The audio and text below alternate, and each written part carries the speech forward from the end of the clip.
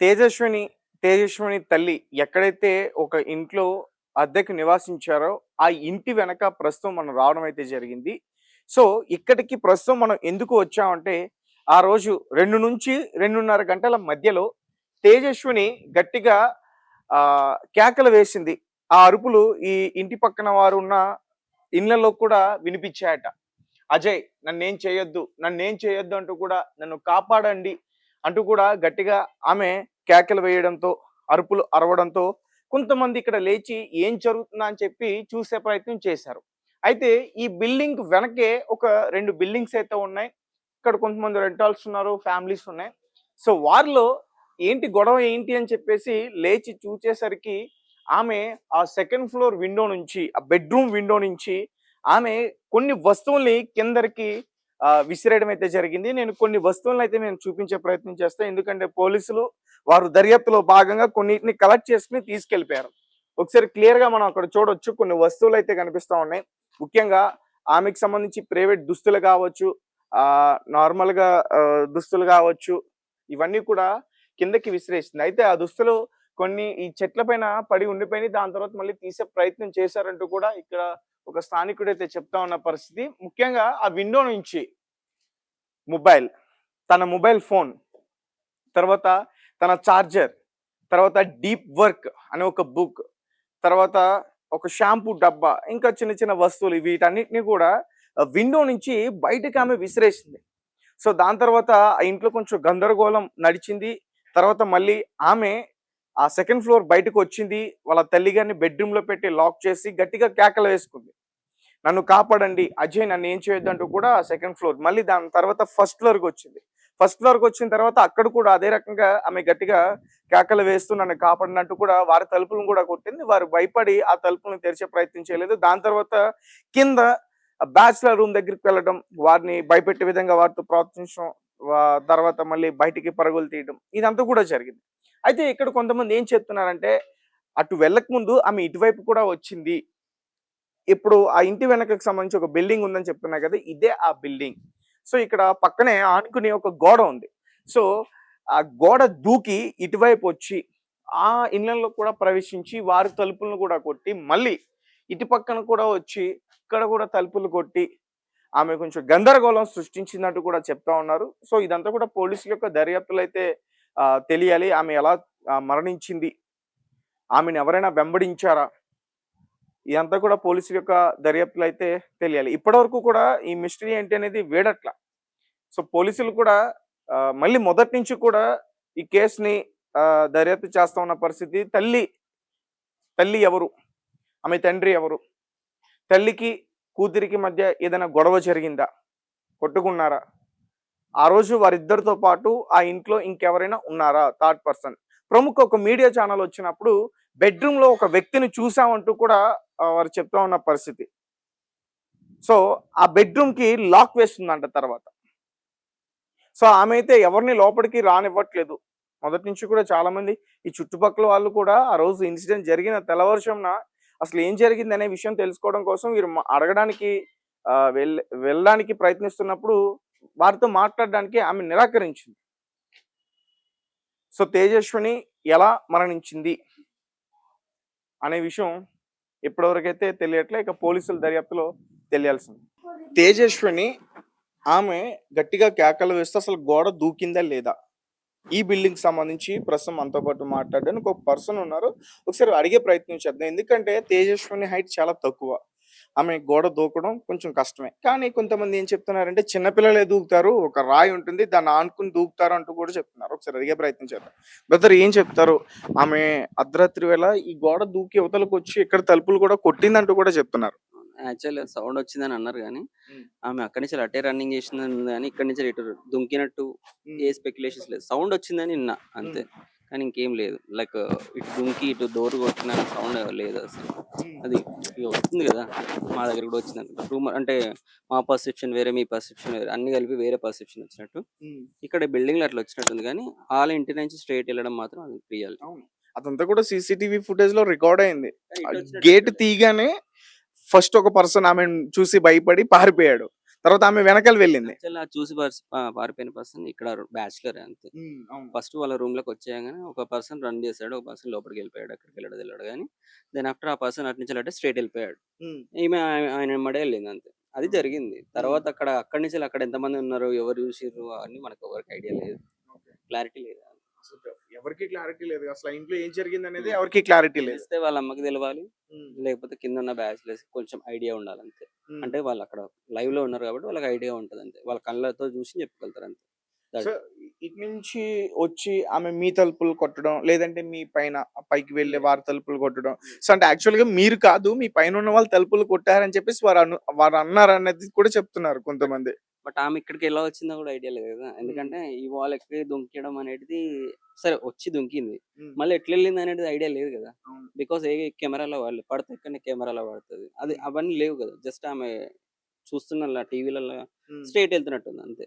ఒకవేళ ఆమె విండో నుంచి కొన్ని వస్తువులు విసిరేసింది కాబట్టి రావాలనుకున్నా అలా వెనక నుంచి రావడానికి ఛాన్స్ ఉంది. కానీ వే ఉంది. కానీ వాళ్ళకి తెలవదు కదా! వాళ్ళు కొత్తగా వచ్చినోళ్ళు 16 డేస్ అట్లా అయిందంట. సో, హ్మ్. నార్మల్ ఇక్కడున్నోళ్ళకే తెలవదు ఇక్కడ వే ఉందని హ్మ్. సైడ్ నుంచి. Okay. So, I don't think so like ఆమె ఇట్లా తిరిగి వచ్చిందని. Just phone and everything else పడేసింది. That hmm. Is true.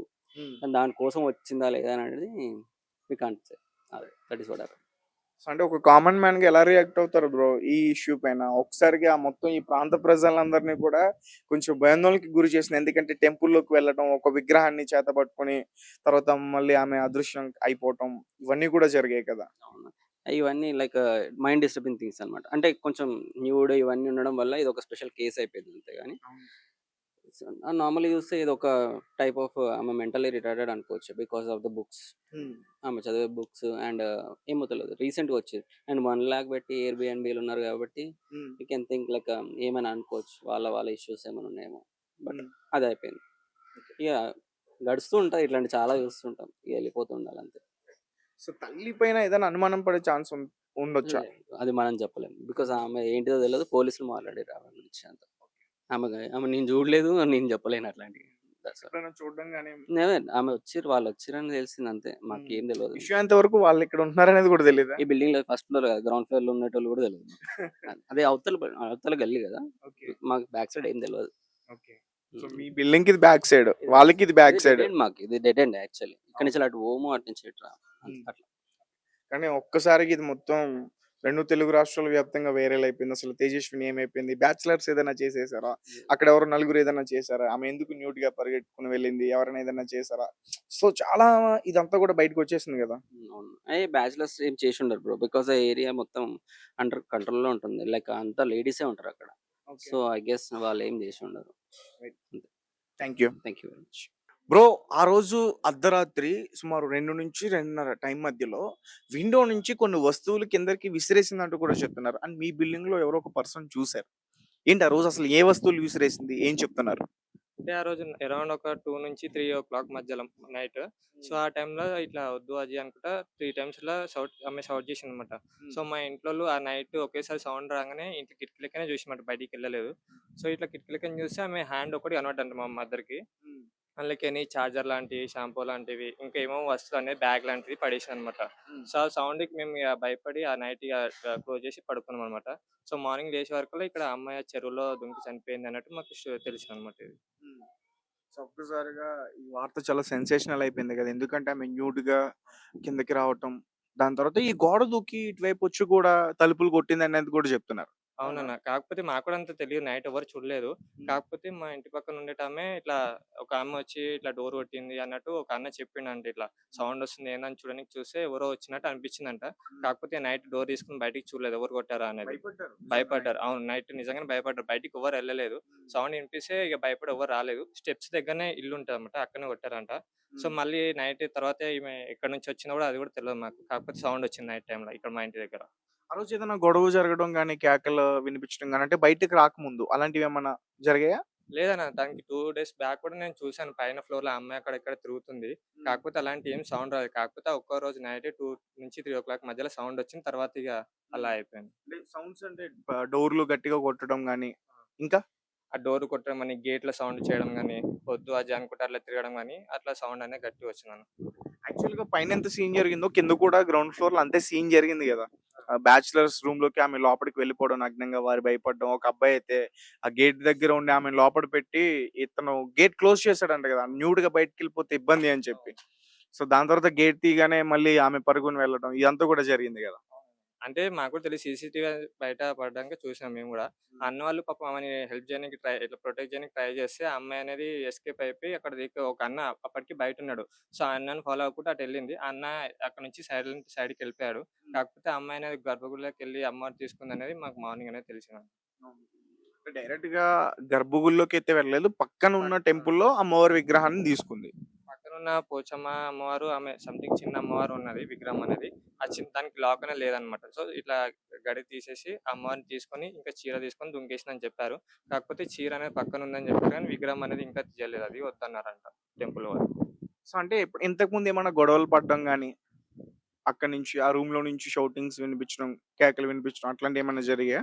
లేదన్న ఇంతకు ముందుకు ఇలా ఎలా అంటే ఇది పర్ డే లాగా ఉంటుందన్నమాట. ఇట్లా అంటే ఫ్యామిలీ ఉండేటట్టు ఉండదు ఇది రూమ్ అనేది. హోటల్‌లాగా ఇట్లా పర్ డే అన్నట్టు ఇట్లా కొంతమందొస్తారు, కొంతమందెళ్తారు. సో, అట్లా వీళ్ళు కొన్ని ఫ్యూ డేస్ నుంచి ఉంటున్నారు. అలాంటి సౌండ్‌లేం లేదు. నార్మల్‌గానే ఉంటున్నాయి ఫ్యామిలీ లాగానే గాని, తర్వాత ఆ డే ఏదో సడెన్‌గా ఇట్లా అట్లా అయిపోయింది.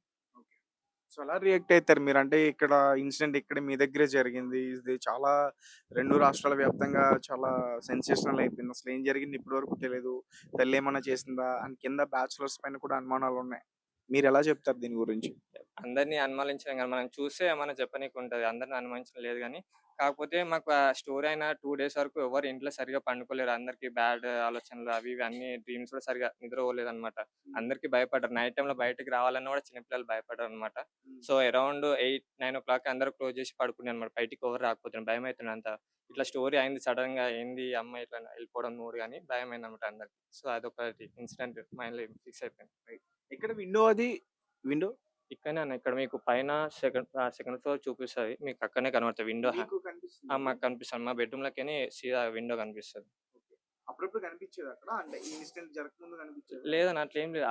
ఆ డే రోజే ఆమె హ్యాండ్ అనేది బయట పెట్టి అన్ని వస్తువులన్నీ పడేయడం అదొక్కటి చూసాం తప్ప మేము మరీ అంత చూడలే అన్న దానికి. Thank you bro.